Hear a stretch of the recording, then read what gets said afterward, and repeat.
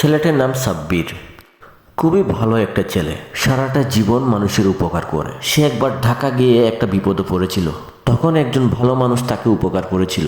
সেদিন সে ওই লোকটাকে কথা দিয়েছিল, যদি কেউ তার মতো বিপদে পড়ে তার কাছে আসে তাহলে ওই মানুষটাকে বিপদ থেকে উদ্ধার করবে। আর এই ছেলেটির নাম হচ্ছে আব্দুর রহমান। সে ঢাকা যাওয়ার জন্য বের হয়েছিল, কিন্তু হঠাৎ তার পকেট থেকে মানিব্যাগ চুরি হয়ে যায়। তারপরে সে খুব চিন্তায় পড়ে যায়। আশেপাশে অনেক মানুষজনের কাছে গিয়েছিল, কিন্তু সাহায্য পায় নাই। অবশেষে সাব্বিরকে সে দেখতে পেল। সে অসহায় হয়ে সাব্বিরের কাছে সাহায্যের জন্য এলো। সাব্বির তার গার্লফ্রেন্ডের সাথে মোবাইলে কথা বলছিল।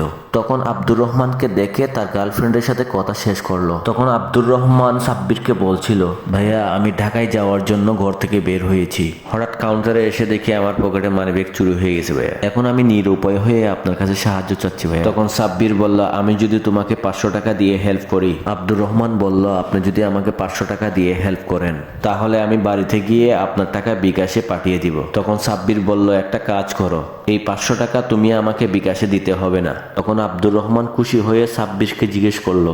আব্দুর রহমান বলল, তাহলে টাকাটা কোথায় দেব? তুমি একটা কাজ করো, তোমার মতো অন্য কেউ যদি এরকম বিপদে পড়ে তাহলে এই 500 টাকা দিয়ে তুমি তাকে হেল্প করিও। তখন আব্দুর রহমান তার বিকাশ নাম্বারটা দিল। সাব্বির আব্দুর রহমানের বিকাশ অ্যাকাউন্টে 500 টাকা সেন্ড করে দিল।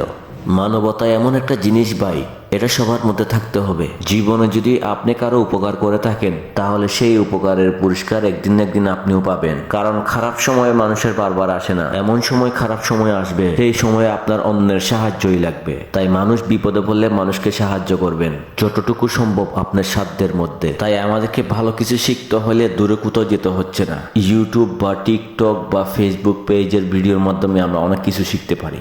আজকের এই ভিডিও দেখে আমরা সাব্বিরকে দেখে আমরা অনেক কিছু শিখতে পারলাম, এবং আমরা যাতে সাব্বিরের মতো মহৎ ব্যক্তি হতে পারি। আর এরকম মহৎ ব্যক্তি কোনো জায়গায় সমস্যায় পড়ে না, কোনো না কোনো উসিলায় এসে তাকে উদ্ধার করে ফেলবেই। তাই আমরা যদি সবাই সাব্বিরের মতো মনোভাব রাখতে পারি, সেই দোয়া সবসময় আল্লাহর কাছে করব।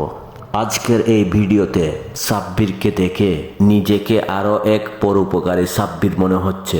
আমার মনে হয় আব্দুর রহমান আর আব্দুর রহমান নেই, সাব্বির হয়ে গেছে, এবং আজ থেকে আমরাই সাব্বির।